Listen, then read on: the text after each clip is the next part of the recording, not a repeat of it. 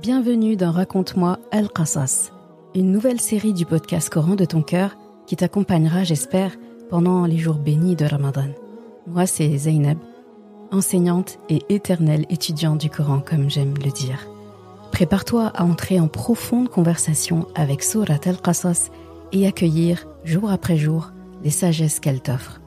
Raconte-moi Al-Qasas, un grand récit parmi les récits de ton Coran et peut-être même un récit dans l'histoire de ta vie.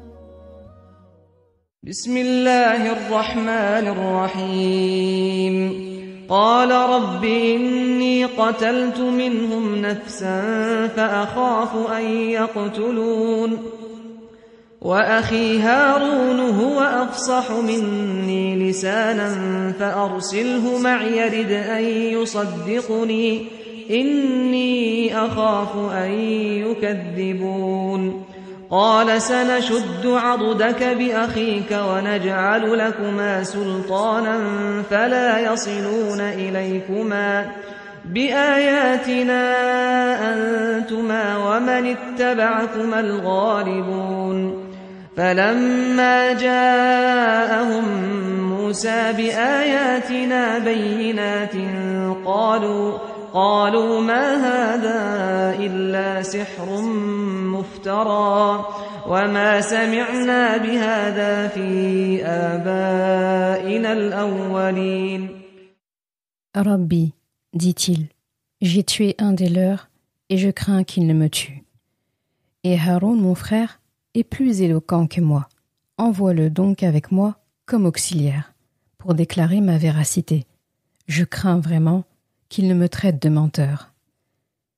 Il dit, nous allons par ton frère fortifier ton bras et vous donner, à vous deux, des arguments irréfutables. Ils ne sauront vous atteindre grâce à nos signes, nos miracles. Vous deux et ceux qui vous suivront seront les vainqueurs. Puis, quand Moussa vint à eux avec nos prodiges évidents, ils dirent, ce n'est là que de la magie inventée. Jamais nous n'avons entendu parler de cela chez nos premiers ancêtres. Surat Al-Qasas, ayah 33 à 36. Assalamu alaikum, très content de te retrouver pour un nouvel épisode de Raconte-moi Al-Qasas. Et là, nous arrivons à la ayah 33, où c'est la suite de la conversation entre Allah subhanahu wa ta'ala et Moussa. Donc on avait vu dans le précédent épisode que Moussa alayhi salam était parti pour chercher quelque chose pour sa famille, soit une information, des nouvelles ou bien du feu. Et en fait, il rencontre Allah subhanahu wa ta'ala, en tout cas, il discute avec Allah, il entend Allah subhanahu wa ta'ala lui parler et il apprend à la même séance qu'il va devoir retourner voir Pharaon, qu'il va devoir partir avec des signes. Il apprend qui est Allah, il apprend le rôle d'Allah, il réapprend au niveau du tawhid, il apprend tout ça en fait, Moussa alayhi salam. Et donc, c'était le moment pour lui de répondre après tout ça en fait, vraiment tout ce... Il a beaucoup d'informations en même temps, et donc la première chose qu'il dit, c'est Rabbi, donc il admet, il connaît Allah subhanahu wa ta'ala, il dit Rabbi, j'ai tué un des leurs, et je crains, j'ai peur en fait qu'il me tue en retour. Donc Moussa alayhi salam, il faut savoir que tu le sais, il est parti d'Égypte, il a quitté l'Égypte à cause de cette peur-là, à cause de la peur d'être tué. On l'a prévenu, les notables se concertent à ton sujet pour te tuer. Donc c'était clair et net. Si tu restes, tu vas mourir, parce qu'on va te tuer. La sentence, en fait, elle est en cours. Donc Moussa alayhi salam, c'est la raison pour laquelle il quitte l'Égypte. Donc naturellement, quand il entend parler du fait de devoir retourner en Égypte, et en plus, c'est pas seulement retourner en Égypte, c'est faire face à Pharaon. Donc, lui, il comptait déjà repartir en Égypte, sûrement rendre visite à sa famille, mais vraiment discrètement, peut-être en se cachant ou quoi que ce soit. C'est quelque chose qu'il sait faire, partir discrètement quelque part. Sauf qu'en fait, là, il lui dit pas seulement de retourner en Égypte, il mentionne même pas Égypte. Il lui demande de faire face à Pharaon, c'est-à-dire qu'il faut que tu rentres dans le pays, il faut que tu rentres dans le palais, il faut que tu rentres dans la cour, parce que rentrer dans le palais, ça suffit pas, il faut que tu rentres dans la cour, il faut que tu sois vraiment là où Pharaon il est, dans sa cour à l'intérieur. Moussa alayhi salam, il fait vite le calcul. Comment est-ce que c'est possible? Déjà, si je passe par la ville et que je décline mon identité, dès l'entrée même de la ville, les portiques vont sonner pour dire l'arrêt de mort, en fait, va se réactionner. Alors, en plus, je dois aller dans le palais de Pharaon. Et regarde comment c'est impressionnant. Il fut un temps, Moussa alayhi salam, il circulait là-bas tranquillement. C'est là-bas qu'il a grandi. Quand le panier est arrivé là-bas la première fois, depuis, après, il ne l'a plus quitté. Et là, subhanallah, ça devient une épreuve pour Moussa alayhi salam d'imaginer même de repartir là-bas. Il se dit, c'est fini, je ne pourrai plus jamais retourner là-bas. Et regarde, c'est un miracle d'Allah subhanahu wa ta'ala de lui permettre de retourner là-bas. C'est comme si indirectement, il lui disait, quelle était la probabilité déjà, quand tu étais nouveau-né, bébé au berceau déjà, que tu atterrisses dans le palais de Pharaon? C'est par mes miracles en fait. C'est par ma puissance, c'est par moi en fait, par ma force en fait, que ton couffin est arrivé là-bas et que tu n'as pas été tué. En plus, tu as été aimé, tu as été éduqué dans ce palais. Eh bien, celui qui a pu t'amener là-bas, alors que tu étais bébé, tu n'étais pas capable de te défendre toi-même, pas capable de parler. Ta mère ne pouvait rien pour toi. Personne ne pouvait rien pour toi. Celui qui a été capable de t'amener là-bas, est-ce que tu penses qu'il ne sera pas capable de t'amener maintenant? Alors que maintenant tu pars avec nos signes, tu pars, là on va le voir un peu plus tard, tu pars avec ton frère, que je vais fortifier et faire de lui ton bras droit, qui est un prophète aussi comme toi. Et tu connais aussi le pays. Tu pars pas dans un endroit étranger. Tu connais le pays, tu connais les codes. Tu sais comment accéder au palais.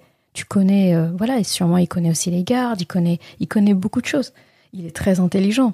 Donc, si tu me fais confiance, avec tout ce que tu connais aussi, avec tout ce que tu as déjà comme expérience, comme bagage, tout ce que tu as appris en tant que berger, tout ce que tu as appris à Madian, la tranquillité, la paix que tu as gagnée, la force que tu as récupérée, c'est avec tout ça que tu vas partir. Tout ça, en fait, ta vie est un miracle déjà, Moussa alayhi salam. Quand Allah dit qu'il part avec nos signes, nos miracles, eh bien, il y a ces miracles-là, comme le bâton qui se transforme en serpent, comme la main qui devient blanche. Il y a aussi tout simplement Moussa, lui tout seul, déjà, c'est un miracle. C'est un miraculé déjà. Juste lui, c'est un miracle. Donc, il n'a vraiment pas de quoi s'inquiéter en réalité. Mais Moussa alayhi salam, il a toujours cette peur. Et regarde aussi comment Allah subhanahu wa ta'ala, que ce soit dans ce passage ou dans tous les autres passages, où en fait Moussa alayhi salam exprime cette peur-là. J'ai tué quelqu'un, j'ai peur qu'on me traite de menteur. J'ai tué quelqu'un, j'ai peur qu'on me tue. C'est toujours ces deux peurs-là qu'il évoque. Eh bien, si tu remarques bien, Allah, quand il lui répond pour le soulager de sa peur, il va lui donner des outils en lui disant je vais envoyer ton frère avec toi, tu auras des signes, mais il mentionne pas ce que Moussa alayhi salam mentionne comme peur. Il ne n'évoque pas en fait le fait qu'il ait tué quelqu'un. Allah subhanahu wa ta'ala, en tout cas, il l'a déjà évoqué dans un autre passage en lui citant en fait tous les miracles. En fait, il dit quand ta sœur a suivi le couffin, quand ta mère t'a mis dans ce couffin, quand tu as atterri dans le palais, puis quand tu as grandi, puis tu as tué quelqu'un, puis tu es parti là, puis c'est une succession en fait de choses. Ça, c'est pas dans le cadre d'une discussion, mais dans une discussion entre lui et Moussa alayhi salam, il y en a eu plusieurs qui sont relatés dans le Coran qui parlent de ce passage-là dans différentes sourates. Jamais Allah subhanahu wa ta'ala ne lui répond en lui disant il ne mentionne même pas tu as tué quelqu'un mais je t'ai pardonné, il n'en parle pas. Et si tu regardes bien, Allah il a dit faghfara lah, il a demandé pardon à Allah, Allah lui a pardonné. Faghfara lah, ghafara c'est un beau repentir, c'est un beau pardon. Et dans la notion de pardonner, quand on dit ghafara, il y a le fait aussi de protéger. Donc en fait, Moussa alayhi salam, Allah subhanahu wa ta'ala lui enseigne encore quelque chose ici, et il nous l'enseigne par la même occasion.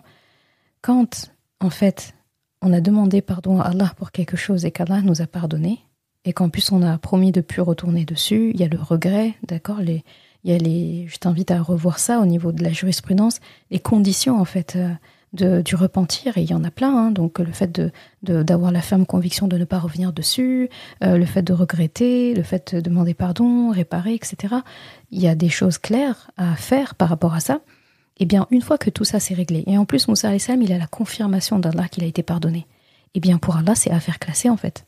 Quand l'affaire, elle est classée par Allah, pour Allah, de son côté, c'est classé, eh bien nous, on classe aussi en fait. C'est ça qu'il faut apprendre. Allah, par sa réponse, par sa manière de répondre à Moussa alayhi salam, il lui montre que ta peur est légitime, c'est tout à fait normal en fait d'avoir peur, ça remplit finalement les conditions du pardon. Regretter un geste, même si on a été pardonné, c'est normal, c'est humain en fait. Je pense que n'importe qui, quand il a commis quelque chose de grave, on aura beau lui pardonner, on aura beau faire ensuite comme si de rien n'était, il aura beau en fait s'être racheté de plein de manières, ça va toujours le hanter en fait. Après, il faut choisir qu'est-ce qu'on en fait. Ce qu'Allah est en train d'enseigner à Moussa alayhi salam ici, c'est que ça ne doit pas te tétaniser, ça ne doit pas t'empêcher de prendre des actions, ça ne doit pas t'empêcher d'agir en fait et de finalement d'embrasser ton destin et de faire ce pourquoi je t'ai programmé dès le départ. Si je t'ai sauvé dès le départ d'être égorgé à la naissance, c'était pour ce moment-là en fait. Donc ce n'est pas le moment en fait de te laisser consumer par quelque chose qui devait arriver fatalement. Et c'est une erreur, mais c'était pas quelque chose que tu as fait sciemment. C'est pas comme si tu te dis je vais aller tuer cette personne. Donc Allah a classé l'affaire. Il demande et il montre à Moussa alayhi salam que il faut classer l'affaire. Et nous-mêmes, par la même occasion, il nous enseigne que il faut classer cette affaire. Et par la même occasion, dans les faits de notre vie, etc., eh bien, quand le pardon a été fait, quand on a respecté les conditions du pardon, on ressent dans notre cœur une certaine sakina qu'Allah subhanahu wa ta'ala, en fait, en tout cas, a entendu notre pardon. Et si toutes les conditions du pardon sont respectées, il n'y a aucune raison qu'Allah ne nous pardonne pas. Eh bien, il faut aller de l'avant. D'accord ? C'est très important, en fait. Moussa alayhi salam, il comprend par cette occasion-là qu'auprès d'Allah, c'est pas parce qu'il a commis une erreur qu'il a perdu son estime auprès d'Allah. Et il faut vraiment apprendre à avancer dans sa vie et à passer à autre chose. Et donc dans la ayah 34, Moussa alayhi salam continue. Donc il continue son argumentaire, vraiment il discute. Et là il dit « Et Haroun, mon frère, est plus éloquent que moi. Envoie-le donc avec moi comme soutien, donc comme auxiliaire, pour déclarer ma véracité, parce que je crains vraiment qu'il ne me traite de menteur. » Donc dans le premier passage, il dit « J'ai peur qu'on me tue parce que j'ai tué quelqu'un. » Donc ça, c'est une peur qu'il exprime. Donc ça, Allah lui aura répondu par rapport à ça. Et ensuite, il parle encore d'une autre peur. Comme je n'ai pas autant d'éloquence que mon frère, en tout cas, j'ai peur qu'on me traite de menteur. Là aussi, ce passage, il est très intéressant. Déjà, c'est la première fois qu'il mentionne Haroun ici. J'aime bien dire quand il y a quelque chose qui apparaît pour la première fois. Dans cette sourate, en tout cas dans ce récit, c'est la première fois que Haroun est mentionné. Il n'était pas mentionné quand Moussa était bébé, il n'était pas mentionné, sa sœur a été mentionnée, etc. Mais là, Haroun apparaît, en tout cas dans le discours, à ce moment-là. Il n'est pas présent dans la scène, mais c'est à ce moment-là qu'en tout cas, on apprend son existence dans cette sourate. Et donc, Moussa alayhi salam dit que son frère est plus éloquent. Et ça aussi, je trouve ça très beau parce que, en fait, il n'a pas de gêne à dire que quelqu'un fait mieux que lui. Et de la même façon, non seulement il dit qu'il est plus éloquent, il parle aussi de lui. Il admet, en fait, il est très honnête avec lui-même, il se connaît bien. Je n'ai pas autant d'éloquence que lui, et lui a beaucoup plus d'éloquence que moi, envoie-le. Dans un autre passage, Moussa alayhi salam, dans le Coran, il demande carrément à Allah subhanahu wa ta'ala d'envoyer Haroun à sa place. Et c'est dans Surat Shu'ara, les poètes. Il dit « Fa'arsil ila Haroun ». Donc sa première proposition à Allah subhanahu wa ta'ala, c'est carrément de le remplacer. Et là, en fait, c'est pour ça que c'est bien d'écouter et de rassembler vraiment tous les passages où Moussa alayhi salam parle, tous les passages en fait de la vie d'un même prophète en fait, parce qu'en fait à chaque fois on a des angles différents. Donc Surat Qasas va vraiment capturer, c'est comme si ça capturait la fin de sa phrase avec Allah subhanahu wa ta'ala. Il a commencé, il négocie, hein, il est un peu dans la négociation, il a tellement peur en fait qu'il n'a pas assez confiance pour y aller, donc il dit envoie Haroun à ma place. Lui, il est sur place, il est plus éloquent, il est plus au fait des choses en ce moment. Moi, ça fait des années que je suis pas allée là-bas, en gros. Envoie-le à ma place. Et ensuite, il se reprend. Comme Allah l'a rassuré, il dit, eh bien, envoie Haroun avec moi.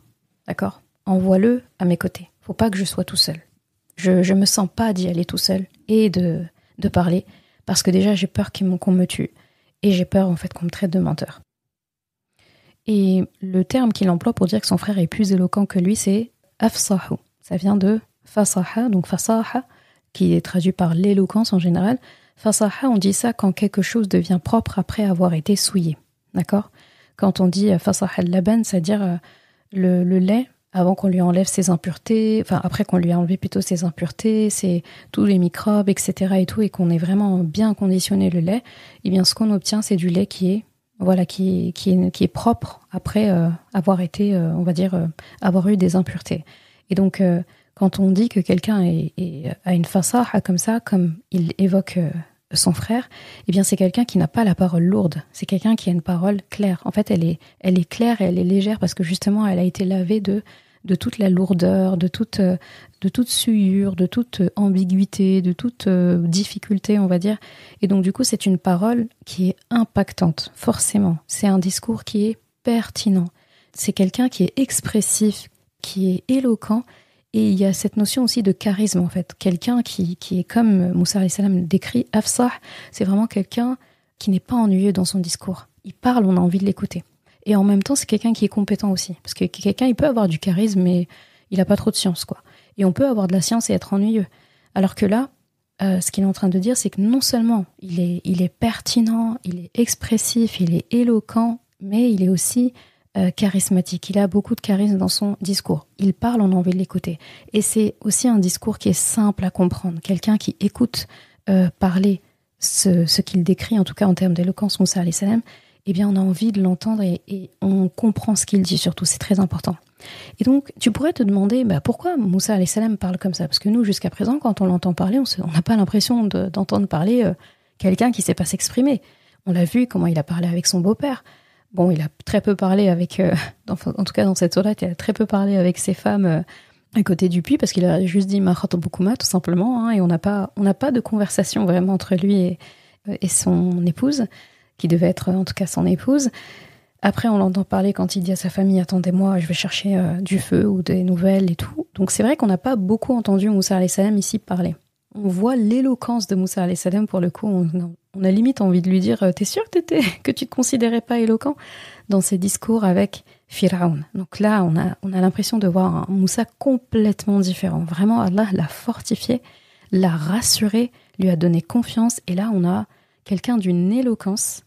Tu vas te régaler si tu lis Sourate Shu'ara. D'ailleurs, j'ai fait un épisode sur ça à Ramadan Naissance qui s'appelle L'art du débat. Je vais te le mettre en dessous. Il faut absolument que tu l'écoutes ou tu le réécoutes. Je pense que je l'avais mis quand j'avais posté des essentiels, quand j'avais mis des épisodes en rediffusion, quand j'étais en pause, on va dire, pause forcée récemment. Eh bien, cet épisode-là, je parle juste du débat entre Pharaon et Moussa alayhi salam qui est dans Surah Shu'ara. Et c'est un régal de voir comment Moussa alayhi salam a un répondant. C'est un régal de voir que Pharaon en fait est ridicule. Comment ce jeune Moussa alayhi salam justement qui était arrivé bébé dans ce palais revient dans ce palais et oh là là, c'est une succession de pépites. C'est ce qu'on appellerait aujourd'hui pour certaines choses des punchlines, hein. Mais c'est délicieux à voir. Avec Moussa alayhi salam dans ce passage, on apprend les règles du débat. On apprend en fait à gagner un débat. Et un vrai débat, hein, pas quelque chose de futile. C'est vraiment c'est hyper intéressant à observer. Et c'est dans Surah Shu'ara si tu veux te faire plaisir. Et donc Moussa alayhi salam, donc on sait qu'il est éloquent, mais pourquoi est-ce qu'il dit ça maintenant en fait ? Moussa alayhi salam, il est lucide. Et ce qu'il dit finalement, c'est logique. C'est quand il dit que Haroun est plus éloquent que lui. Il n'a pas dit qu'il n'est pas éloquent, il a dit mon frère est plus éloquent. Et comme c'est une mission très importante, il veut le meilleur. Pour Banu Israël, par rapport à la tâche, il faut le meilleur dans son domaine. Et c'est Haroun le meilleur. C'est ce qu'il dit à Allah. Et donc, Moussa, il est de Banu Israël. D'accord ? C'est son origine de base. Mais il a été élevé dans un palais avec des Égyptiens, avec Pharaon, vraiment la haute société. Donc tout ce qui est soutenu, etc. Il n'a pas grandi parmi le monde, en fait, le peuple. D'accord ? Donc déjà, ça fait déjà 2 niveaux de langage différents. Ce qui est parlé dans le palais, là où il a été élevé, et ce qui est parlé dans la ville, dans la rue, etc., c'est pas le même niveau. Ensuite, tu le sais aussi, il a passé un certain nombre d'années à Madian, d'accord ? 8, 10 ans, voilà. Donc il a passé quand même un certain moment là-bas. Et donc il a appris un autre langage, parce que là-bas, c'est pas des Égyptiens, c'est les descendants, c'est les ancêtres même des Arabes. D'accord ? Donc du coup, là, en fait, il a un langage qui est un peu mixé. C'est-à-dire qu'il a de nouvelles expressions. Son langage, il n'est pas aussi frais que quand il était en Égypte, en fait. entre-temps, en fait, il a peut-être eu d'autres expressions, il a rajouté d'autres mots, etc. C'est comme quand tu parles en français, tu parles très bien français, tu parles bien ta langue maternelle, et tu as vécu longtemps dans un autre pays, qui est anglophone, par exemple, où on parle espagnol. Bien, quand tu reviens, les premiers temps, tu mélanges un peu des fois des mots en français, des mots en espagnol, etc. Comme en fait, tu as eu l'habitude tous les jours d'utiliser une certaine langue, eh bien, tu perds en dextérité dans les autres langues, même si c'est des langues que tu maîtrisais déjà bien. Donc Moussa alayhi salam, il prend ça en compte. C'est comme s'il disait, moi, je suis plus à la page, en fait. En ce moment, ça fait tellement d'années, je sais pas en Égypte, en fait, c'est quoi les expressions à la mode. Peut-être que je vais dire quelque chose, ils vont dire, mais ça, c'est has-been, je sais pas qu'est-ce qu'il dit. Je vais mélanger des expressions que j'ai appris ici à Madiane, peut-être un peu d'arabe, un peu ça. Donc en fait, Moussa alayhi salam, il est au fait, et il se dit, il est au fait de là où il en est, et il se dit, celui qui est stable au niveau langage, et qui va parler correctement, et qui va être compris, c'est Haroun, en fait. Plus que moi. Et là, on peut comprendre pourquoi il dit ça. C'est logique. Donc on voit que Moussa alayhi salam se connaît bien. Donc il demande à Allah subhanahu wa ta'ala de vraiment lui donner Haroun comme soutien. Envoie-le comme soutien pour confirmer ma véracité. C'est-à-dire quand je vais parler, au cas où je parle, et qu'on me traite de menteur parce que j'ai tué quelqu'un, donc je perds en crédibilité auprès d'eux, je me suis éloigné longtemps, j'ai été fugitif, ils sont capables de me dire, t'as des choses à te reprocher, etc. D'ailleurs, dans le débat, comme je te disais, dans Surah Shu'ara, eh bien tu vas voir les argumentaires de Pharaon. Eh bien, ce qui est bien, c'est que Moussa alayhi salam, dans les discussions qu'il a maintenant avec Allah, il a déjà discuté avec Allah de tout ce qu'il bloquait. Et Allah l'a rassuré par rapport à ça. Du coup, Pharaon va employer exactement les choses que Moussa alayhi salam anticipait et pensait justement qu'il allait lui dire. Se moquer de lui, évoquer le fait qu'il ait tué quelqu'un, évoquer le fait que nous, on t'a pas élevé, nous, ici, d'accord. Donc, Moussa alayhi salam va vraiment faire face à toutes ces choses-là, en fait, de Pharaon. Mais c'est comme s'il avait révisé avant, Allah lui a donné déjà les outils pour répondre à ça. Et en plus, il a aussi son frère avec lui. Là, on a un Moussa qui se régale, en fait, dans ses réponses à Pharaon et qui reste vraiment droit, à l'aise, stoïque, tranquille, en répondant à Pharaon. Et en fait, les origines de ça, l'entraînement, eh bien, c'est la discussion que tu entends maintenant de lui avec Allah, où Moussa, en fait, évoque tous ces blocages. Donc, c'est très important, en fait, de se connaître, d'accepter. Moussa alayhi salam, il est clair, il est honnête vis-à-vis de ce qu'il est. Il ne nie pas aussi ce qu'il ressent. Il n'a pas peur, en fait, d'exposer à Allah subhanahu wa ta'ala ses inquiétudes. Il dit, en fait, ce qu'il a sur le cœur. Là, c'est encore plus fort que s'il était dans une séance avec un psychologue, avec quelqu'un, et le but, c'est d'être franc, c'est d'être honnête et de dire ce qu'on a dans le cœur. En fait, c'est de reformuler les choses, etc.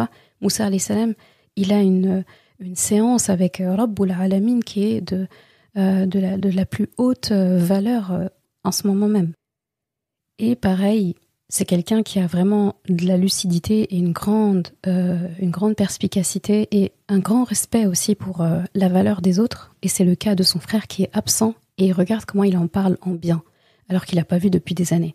Et l'un des salaf salih, donc les pieux prédécesseurs, disait « Personne n'a jamais fait une plus grande faveur à son frère, son propre frère, que Moussa alayhi salam ne l'a fait pour son frère Haroun, que la paix soit sur eux deux, car il a intercédé pour lui jusqu'à ce qu'Allah fasse de lui un prophète avec lui, pour Pharaon et ses chefs. Et Allah a dit à propos de Moussa alayhi salam dans le Coran, il était honorable devant Allah. Donc c'est vraiment très beau cette parole-là. Ça explique tout à fait en fait le beau comportement que Moussa alayhi salam a eu pour son frère en son absence. Donc quelque part, si Haroun a été un peu nommé et promu prophète, à la demande de Moussa alayhi salam, et ça vient de cette scène-là en fait. Donc c'est vraiment très beau. Bon, même si dès le départ, Allah, ça faisait partie de ses plans de faire de Haroun un prophète, eh bien, il a fait que ce soit Moussa alayhi salam qui initie en fait ce destin de Haroun. Et dans la ayah 35, la suivante, maintenant Allah lui parle, il l'aide, il lui répond. Il lui dit, nous allons, par ton frère, fortifier ton bras. Donc Allah en fait répond à sa demande. Tu as peur en fait d'être seul, de ne pas être compris et de perdre tes moyens et voilà. Eh bien, je vais envoyer Haroun avec toi. Tu as peur en fait qu'on te traite de menteur, tu as peur qu'on te dise que t'as tué quelqu'un, etc. et qu'on te reproche tout ça. Je vais te donner des signes en fait, pour que plus personne puisse parler. Et c'est très beau le mot qu'il emploie pour parler du fait que Haroun va être son soutien. Allah subhanahu wa ta'ala dit, il parle de Haroun en disant A'adudaka. Ça vient de A'aduda et qui signifie le bras. Donc le bras, anatomiquement, vraiment le bras, de l'épaule jusqu'au coude, très exactement. Et donc c'est comme si on disait un bras droit, un assistant, etc. D'ailleurs, il y a une doua que le prophète Sassam faisait quand il devait partir, quand il partait à la guerre, se battre, et quand il revenait, il parlait à Allah subhanahu wa ta'ala en disant Anta adudi. Donc tu es mon bras, quelque part. C'est un peu ça. Il disait d'Allah, tu es mon bras. Donc comme pour dire, tu es mon soutien. Tu es celui qui assure mes arrières. Et c'est trop beau, et Moussa alayhi salam avait déjà employé ça par le passé. Donc Allah a insufflé quelque part un peu l'idée au prophète sallallahu alayhi wa sallam de remployer la même chose dans ses doigts.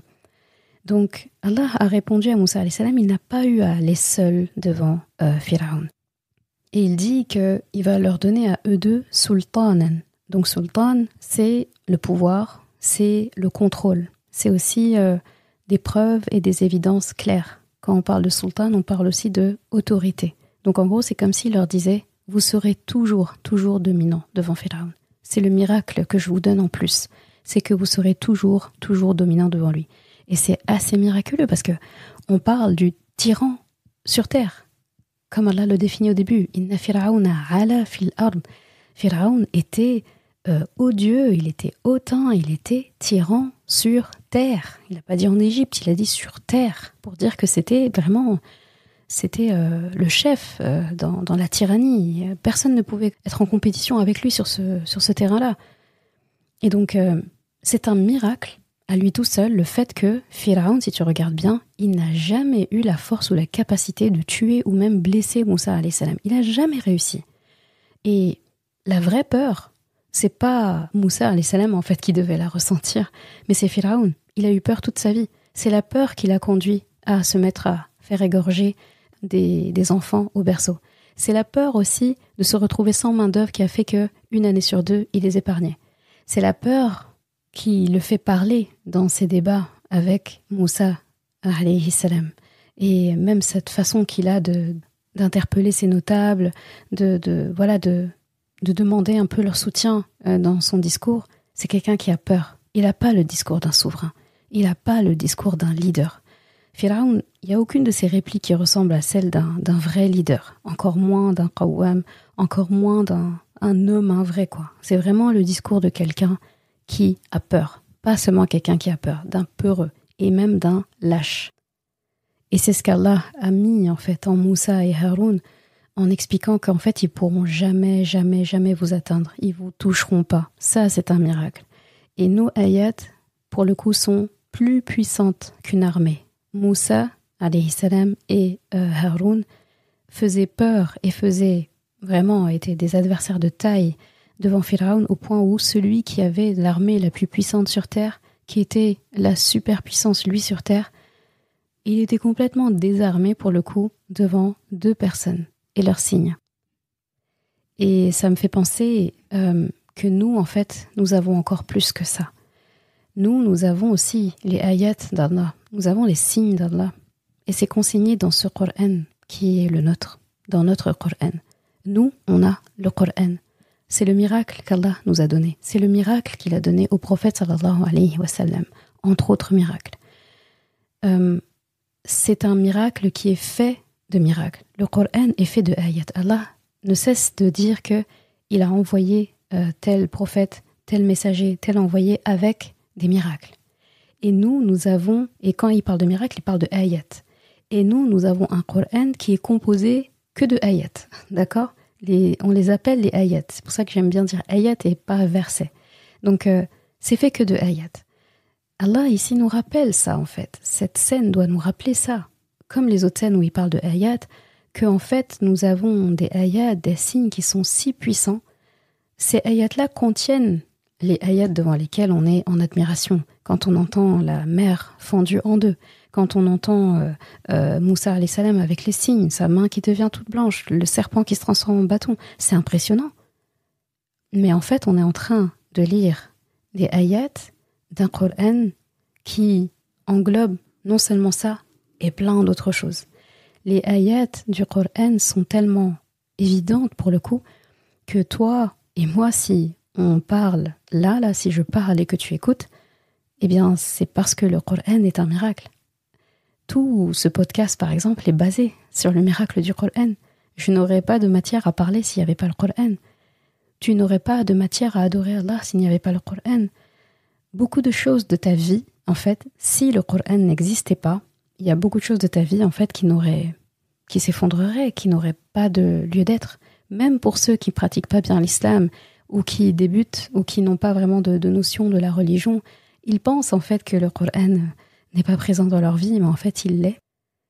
Et c'est très important, en fait, qu'on se dise que c'est avec le Coran que nous avons ce que nous avons. Et tu te le dois à toi-même, en fait, de voir le Coran comme un miracle. Tu te le dois à toi-même de cultiver une relation de proximité avec le Coran. C'est pas un luxe, c'est un must, c'est une nécessité absolue. Puis la suite, quand Moussa vient à eux, avec nos prodiges, nos miracles évidents, ils dirent « Ceci n'est qu'une magie inventée. Jamais nous n'avons entendu parler de ça chez nos premiers ancêtres. » Donc là, on a une scène qui saute, d'accord ? On a Moussa qui est en train de parler avec Allah. Allah le rassure. Allah lui donne sa mission. Moussa alayhi salam partage avec Allah. C'est pas vraiment des objections, mais des blocages. Allah le rassure par rapport à ça et accède à ses demandes. Et donc, on n'a pas la scène où Moussa redescend de cette vallée assez chamboulée. Il revient une autre personne et il doit informer sa femme de ça. Et puis après, il doit retourner et continuer son chemin vers l'Égypte, rencontrer son frère. Là, c'est pas les vacances. Il n'a pas le temps de s'installer et de dire « Oh, ça fait du bien de revenir ici et puis visiter la ville. Oh, qu'est-ce qui a changé, etc. » Non. Il est là uniquement que pour accéder au palais et accéder à Pharaon.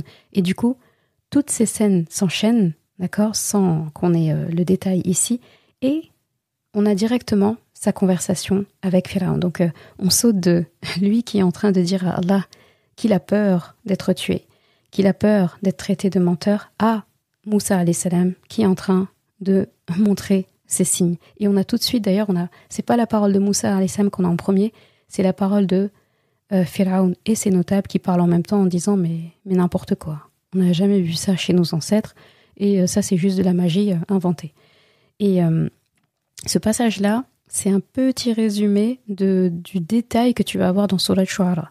C'est trop bien parce qu'il y a vraiment des sourates qui vont se pencher sur un passage de la vie de Moussa alayhi salam. Si tu veux le après montagne là, après qu'il ait rencontré Allah, eh bien c'est dans Sourate Shu'ara que tu vas avoir vraiment le détail de cette conversation entre Moussa alayhi salam et Pharaon. Et donc Pharaon, il évoque la magie. Parce que la magie, c'est tout ce qu'il connaît en fait. C'est tout ce qu'il connaît et donc il évoque ça. Mais comme c'est une magie qu'il ne reconnaît pas, et les magiciens non plus, d'ailleurs il y a une scène avec les magiciens, il va appeler les plus grands magiciens et eux-mêmes en fait vont voir que c'est pas de la magie, ils vont finir même par croire, par se prosterner, il va les gronder, mais qui vous a donné l'autorisation de vous prosterner alors que c'est moi votre robe? Et là il les a tués, mais d'une manière vraiment, il montre que c'est un tortionnaire, que c'est un barbare quoi. Il a dit que au lieu de les tuer directement, il dit je vais couper vos bras, c'est-à-dire je vais couper le bras et la jambe opposée.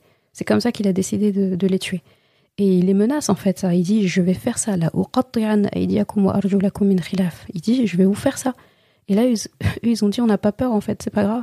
Maintenant qu'on a la vérité, fais ce que tu veux en fait. On a gagné nous. Et il est encore plus en rage. Tout ça se passe au palais et t'as tout le détail avec Sourate Shu'ara, les poètes. Et donc Pharaon admet finalement indirectement que ce n'est pas de la magie parce qu'il dit une magie inventée. C'est une manière biscornue et détournée de dire « Je suis en admiration devant ce qui se passe là, je ne peux pas qualifier ça de magie, mais comme je ne connais que la magie, eh bien je dis que c'est un dérivé de la magie ou c'est une magie inventée. » Donc, il lui donne pas de valeur en fait. Il est en train de dénigrer, de rabaisser ce qu'il a devant lui, alors qu'en réalité, il l'admire beaucoup.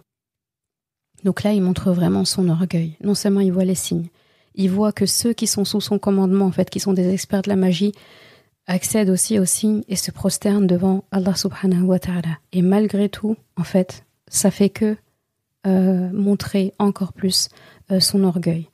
Et là, on va finir par ça. Là, sa phrase là, à Pharaon. Jamais on a entendu ça chez nos premiers ancêtres. Moi, quand j'ai entendu ça la première fois, quand j'ai lu ça, j'ai rigolé. Tu sais pourquoi ? Parce qu'en fait, il a menti. Franchement, il a menti. Et je fais beaucoup de parallèles avec Surat Yusuf. Donc tu vois tout de suite pourquoi j'ai ri. Là, on a envie de dire à Pharaon, et Youssouf alors ? Tes ancêtres, ils l'ont pas côtoyé par hasard ? Si Moussa alayhi salam, il est là déjà, c'est parce qu'il y a eu Youssouf alayhi salam avant, qui a installé sa famille ici. Et lui, il n'était pas au contact, en fait, avec tes ancêtres, en fait.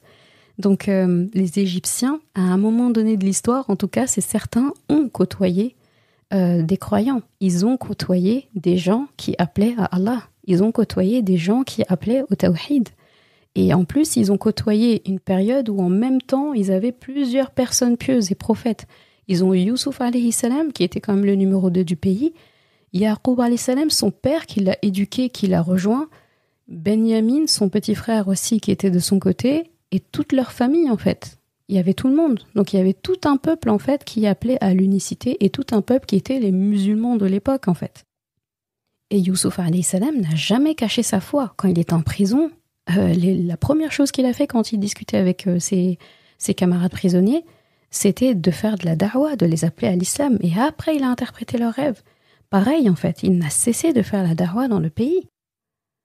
Et donc là, ça fait doucement sourire parce qu'on se dit finalement, Moussa alayhi salam qui craignait d'être traité de menteur, on a presque envie de lui dire, mais sois rassuré, hein, parce que celui qui ment comme il respire, là, il est devant toi.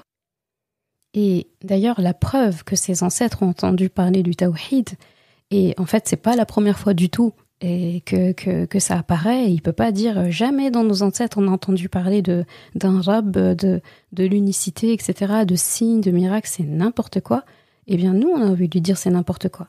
Et dans Surat Ghafir, tu as un passage où Allah subhanahu wa ta'ala capture aussi ce moment. C'est toujours cette scène-là où il nous donne un détail qu'on n'a pas dans cette sourate-là.